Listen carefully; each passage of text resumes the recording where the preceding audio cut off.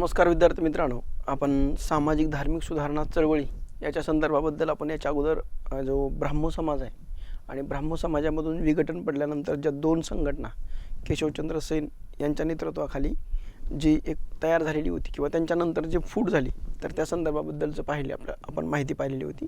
याच्यानंतरचं जे सामाजिक धार्मिक सुधारणा चळवळी जे आहेत तर त्याच्या संदर्भाबद्दलची चर्चा जो पुढचा भाग राहिलेला जो आहे तर तो आपण पाहूया। यामध्ये आपण पाहू विशेषतः आजच्या लेक्चरमध्ये जो मानवधर्म सभा जी 22 जून 1844 मध्ये सुरू झालेली होती, दुसरी ज्ञानप्रसारक सभा जी 1 सप्टेंबर 1844 आणि तिसरी होती परमहंस सभा 31 जुलै 1849 ला जी सुरू झालेली आहे त्या संदर्भाबद्दलचं। विशेषतः यामध्ये जी मानवधर्म सभा आहे या मानवधर्म सभेबद्दलचं एक वेगळेपण जर आपण पाहिलं तर विशेषतः मानवधर्म सभा ही 22 जून 1844 मध्ये स्थापन झाली होती। याचं कोणत्या ठिकाणी स्थापन झाली होती तर त्या सुरत या ठिकाणी स्थापन झाली होती। संस्थापक सदस्यांमध्ये मानवधर्म सभेचे कोण कोण होते तर याच्यामध्ये एक लक्षात ठेवा, दादोबा पांडुरंग तरखडकर, दुर्गाराम मेहता आणि दीनमणी शंकर आणि दलपत राय हे विशेषतः मानवधर्म सभा स्थापन करणाऱ्यांमध्ये होते असा एक उल्लेख आपल्याला करता येईल।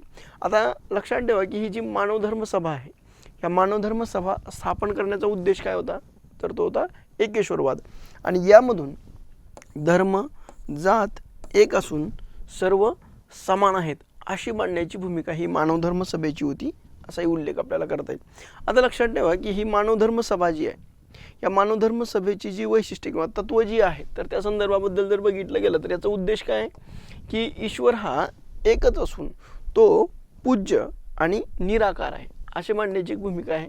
दुसरं, ईश्वर भक्ती हाच खरा धर्म आहे अशी एक भूमिका त्यांनी मांडली गेली आणि दुसरं त्यांनी सांगितलं की प्रत्येक व्यक्तीला एक विचार करण्याचं स्वातंत्र्य आहे, म्हणजे दुसऱ्याने कुणीतरी सांगितलं आणि मग आपण ऐकलं अशा ऐवजी प्रत्येक व्यक्तीला एक विचार करण्याचं एक स्वातंत्र्य आहे। दुसरं सगळ्यात महत्त्वाचं या मानवधर्म सभेचं एक वेगळं वैशिष्ट्य होतं की जातीभेद जो पाळला जातो तर तो पाळू नये अशी एक भूमिका घेतली गेली आणि नित्य कर्म हे विवेकास अनुसरून असावे, म्हणजे आहे तेच किंवा नीती नियम रूढी प्रथा परंपरा त्याऐवजी आपल्या सतसत विवेक बुद्धीला जे पटतं योग्य वाटतं तेच आपण स्वीकारावं अशी एक भूमिका त्यांनी मांडल्याचा उल्लेख करता येईल। दुसरं की ईश्वर प्राप्त करायचं आहे आणि ईश्वर प्राप्ती करण्यासाठी म्हणून सर्वात महत्त्वाचं आहे की कर्मकांड न करता भक्ती करावी अशी भूमिका त्यांनी मांडली। विशेषतः दादोबा पांडुरंग तरखडकर यांनी धर्म विवेचन हा ग्रंथ त्यांनी 1846 ला मुंबईला म्हणजे त्यांनी विशेषतः धर्म विवेचन हा त्यांनी एक ग्रंथ लिहिण्याची भूमिका घेतली। पुढे 1846च्या दरम्यान दादोबा पांडुरंग तरखडकर यांची बदली ही मुंबईला झाली आणि दुसरं 1852च्या काळामध्ये दुर्गादास यांची जी बदली आहे तर ती राजकोटला झाली। त्यामुळं या सभेला निष्ठावान कार्यकर्ते मिळून न शकल्यामुळं ही नंतरच्या काळामध्ये काय झाली होती ही संघटना बंद पडली होती असा एक उल्लेख आपल्याला करता येईल। त्याच्यानंतर जर नेक्स्ट आहे ती म्हणजे ज्ञानप्रसारक सभा। या ज्ञानप्रसारक सभेचं वैशिष्ट्य जर आपण पाहिलं तर विशेषतः ज्ञानप्रसारक सभा ही याची जी स्थापना आहे तर ही स्थापना 1 सप्टेंबर 1848 मध्ये ह्या ज्ञानप्रसारक सभेची स्थापना झाली। उद्देश काय होता तर उद्देश हा अर्थातच मुंबईच्या एल्फिस्टन कॉलेजमधल्या विद्यार्थ्यांना सोबत घेऊन ही संघटना स्थापन केली होती। त्या संघटनेचे अध्यक्ष होते दादोबा पांडुरंग तरखडकर। पण याच्या उद्देशा संदर्भाबद्दल जर आपण वैशिष्ट्य जर बघितलं गेलं तर त्याचं उद्दिष्ट किंवा वैशिष्ट्य होतं आपल्या देशबांधवांमध्ये ज्ञानाचा प्रचार आणि प्रसार करणं। दुसरं होतं सामाजिक जागृती घडवून आणणं आणि सामाजिक धार्मिक विषयांमधील चर्चेला प्राधान्य देणं ही भूमिकाही त्याची होते। यामध्ये या ज्ञानप्रसारक सभेमध्ये कोण कोण सहभागी होतं किंवा काम करत होतं या ज्ञानप्रसारक सभेमध्ये तर नंतरच्या काळामध्ये दादाभाई नौरोजी, विश्वनाथ नारायण मंडलिक आणि न्यायमूर्ती महादेव गोविंद रानडे हे या ज्ञानप्रसारक सभेचे सदस्य होते असा आपल्याला उल्लेख करता येईल। या उद्दिष्टाच्या संदर्भाबद्दल माहिती पाहिल्यानंतर नेक्स्ट जो आहे तर तो म्हणजे परमहंस सभा।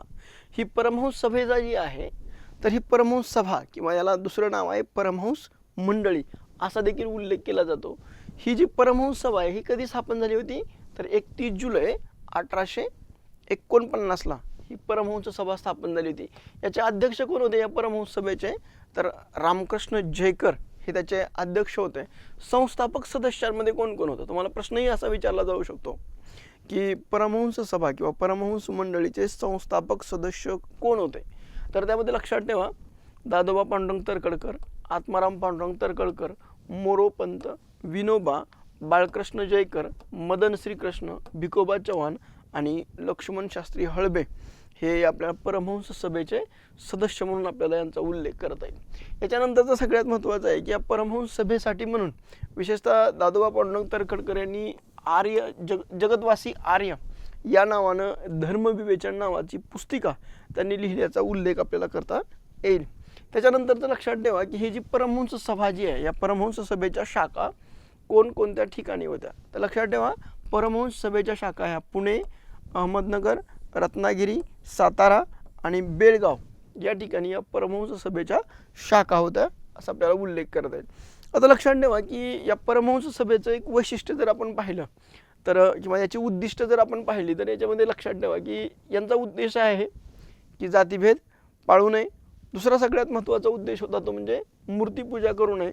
आणि तिसरा जे आहे तर त्यांनी एकेश्वरवादाचा पुरस्कार करण्याची भूमिका घेतली गेली आणि शेवटी एकाच ईश्वराची भक्ती करावी असा दृष्टिकोन ह्या परमहंस सभेचा किंवा परमहंस मंडळीचा होता असं एक आपल्याला सांगता येईल.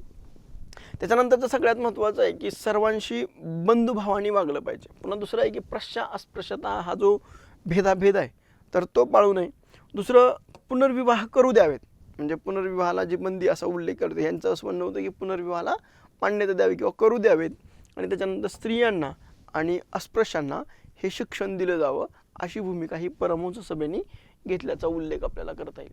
आता लक्षात ठेवा की मनुष्याची गुणवत्ता ही त्याच्या कुळावरून नाही तर त्याच्या कर्तृत्वावरून किंवा त्याच्या गुणावरून करावी अशी भूमिका ही परमहंस सभेची होती. विवेकास अनुसरून कर्म करावं, आपल्या विवेकाला जे पटतं त्यानुसार आपण कर्म करावं, विशिष्ट ग्रंथांमध्ये आहे म्हणून आपण ते स्वीकारावं असं असू नये. त्याच्यानंतर दादोबांची जी वैचारिक बैठक आहे तर ती राजाराम मोहन राय यांच्या विचाराशी जुळणारी आहे असा एक उल्लेख आपल्याला करता येईल.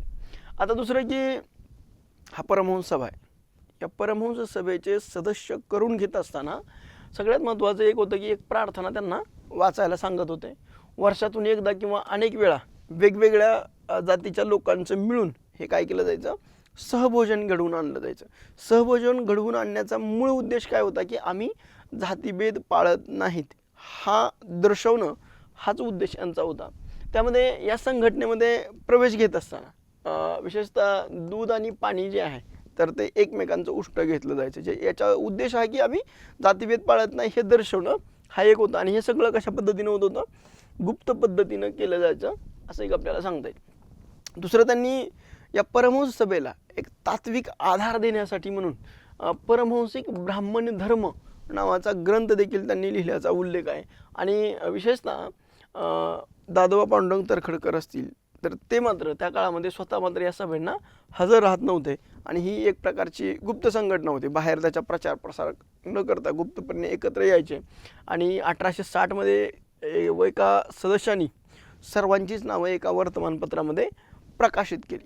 आणि हे प्रकाशित केल्यानंतर मग प्रत्येकजण तो मी नव्हेच अशी एक भूमिका त्यांनी घेतली गेली. आणि त्यामुळं ही संघटना जी आहे तर ही परमहंस सभा जी आहे तर ती नंतरच्या काळामध्ये बंद पडण्याचा उल्लेख आहे.